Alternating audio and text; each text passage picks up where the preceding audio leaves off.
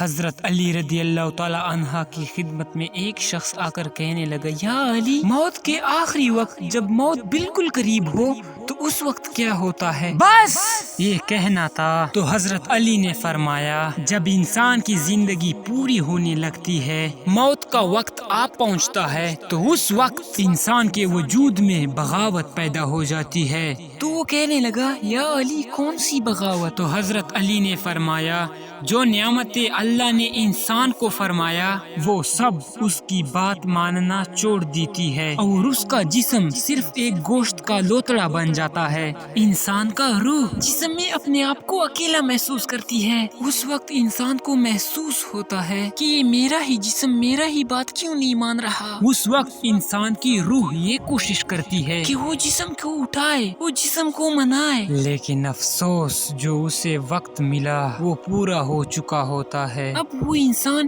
اس کیفیت میں حیران و پریشان ہی ہوتا ہے کہ اتنی دیر میں فرشتہ موت آ پہنچتا ہے۔ جیسا ہی انسان فرشتہ موت کو دیکھتا ہے تو انسان سمجھ جاتا ہے کہ اب یہ میری جسم میرا ہی بات نہیں مانے گا۔ اس وقت انسان کے وجود سے انسان کا نقاب اتر جاتا ہے۔ تو وہ کہنے لگا، یا علی، کون سا نقاب؟ حضرت علی نے فرمایا، اعمال کا نقاب۔ اس دنیا میں بہت سے لوگ ایسے ہوتے ہیں جو دنیا کو دکھانے کے لیے اچھا بننے کی کوشش کرتے ہیں، لیکن اس کے اندر شیطان چھپا ہوتا ہے۔ اور کچھ لوگ ایسے ہوتے ہیں جن کو دنیا برا سمجھتا ہے، لیکن وہ انسان اصل میں اللہ کا نیک بندہ ہوتا ہے۔ اس وقت اگر انسان اصل میں نیک ہوتا ہے تو اس کی نیک اعمال، اس کی روح جو جسم دماغ میں گھومتی رہتی ہے، اسے کہنے لگتا ہے کہ اس فرشتے کو دیکھ کر گھبرانا نہیں، کیونکہ اس فرشتے کو بھی اسی نے بنایا ہے جس کی عبادت تو پوری زندگی کرتا رہا۔ کہہ دو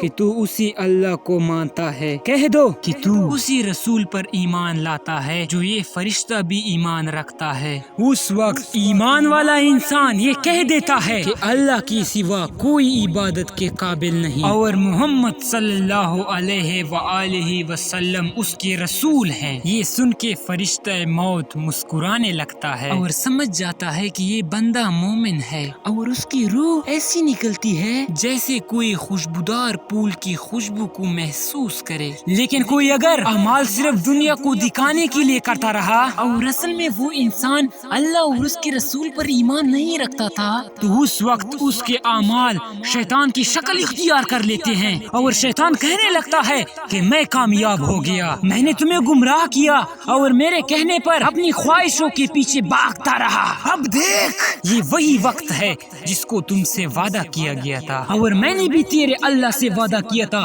کہ میں تجھے گمراہ کروں گا۔ اتنی دیر میں گھبرا کے اپنی جسم کے مختلف حصوں کو اٹھانے کی اور بھی کوشش کرتا ہے۔ فرشتہ موت اس کی روح کو گھبراہٹ کو دیکھ کے سمجھ جاتا ہے کہ یہ بندہ اللہ کو تسلیم نہیں کرتا، انسانوں پہ ظلم کرتا آیا ہے۔ اس وقت اس کی جسم سے اس کی روح کو کھینچ کے نکالا جاتا ہے، جیسے کسی کانٹوں والے درخت میں کوئی ریشم کا کپڑا لپیٹا جائے اور اسے کھینچا جائے۔ اس انسان کی روح اس انسان کی جسم کو چھوڑنا نہیں چاہتی، لیکن افسوس اس کو کھینچ کھینچ کے اس کی روح سے الگ کیا جاتا ہے۔ اے شخص، یاد رکھنا، میں نے اللہ کے رسول سے سنا ہے کہ کوئی بھی دنیا کی تکلیف اس تکلیف کے سامنے کچھ بھی نہیں ہے جب انسان کی روح کو اس کی جسم سے الگ کیا جائے۔ تو وہ کہنے لگا، یا علی، اس سخت وقت سے کیسے بچا جائے؟ تو حضرت علی رضی اللہ تعالی عنہ نے فرمایا، اس سخت وقت سے بچنے کا ایک عمل ہے۔ تو وہ کہنے لگا، یا علی، کون سا عمل؟ تو حضرت علی رضی اللہ تعالی عنہ نے فرمایا، اپنے نفس کو پاک رکھنے کا عمل، اپنی نفس کو گناہوں سے بچانے کا عمل، اپنے آپ کو کسی کی دل دکانے سے اپنے آپ کو بچانے کا عمل۔ اے شخص، یاد رکھنا، جو بار بار اپنے آپ کو حقیر سمجھتا ہے، تکبر سے اپنے آپ کو بچانے کی کوشش کرتا ہے اور اپنی خواہشات کو